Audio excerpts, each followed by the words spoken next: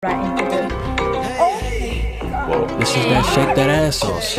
Tío, como el título. Ay, es que... ¿Y esta musiquita? Qué bien le queda ese pelo. No. Ay, ya le queda bien todo. Es decir, dale.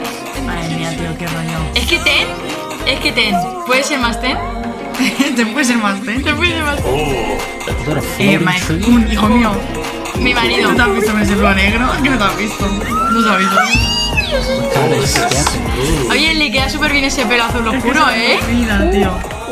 Pero mira esa yo, que no puedo dejar de mirarla. Qué guapo son los Baby got them special ingredients, bro. Tío, siempre lo ponen a mover las caderas. Y qué rollo, hijo mío. Te amo. Oye, ¿cómo rapea Oh, ya? it's so comfortable. Me estoy quedando loca, ¿eh? ¿Y eso? Me estoy enseñando a la persona como para Oye, Henry, esto es una forma un poco rara de pedirme matrimonio, pero acepto. Ay. That's right. Mira el ten, es que... Qué cara. Yo, I'm so red right Es que, cuando tiene en plan la camisa esa que me cago. Ay, cool, hijo mío. Y que no te tienen en plan las transiciones estas como así de papel que tenían en Kickback, un poco, ¿no?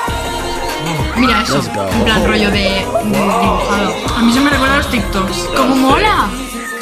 ¡Ole ese paso! Mira, madre. ¡Ah, qué guapo! Damn. Genderino normal ahí. No, normalmente ese chaleco. Pero se puede... ¡Ay, sí! ¡Por favor! ¡Ay, Se pone de ¡Chaye! ¡Pero cómo lo disfrutas tanto, de verdad! ¡Por favor! Qué guapo. No me gusta el pantalón de termo, la verdad. ¿El corto? Sí, Ya. en serio. ¿Qué coño?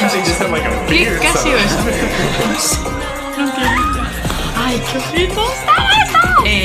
De verdad que no. Porque no sé tiene, para dónde- porque tiene un guante de coger a los pájaros. Tío, no me gustan los trapitos. Se me hacen cortos. Necesito más, necesito un envío. ¿Qué les cuesta grabar un minuto más y poner...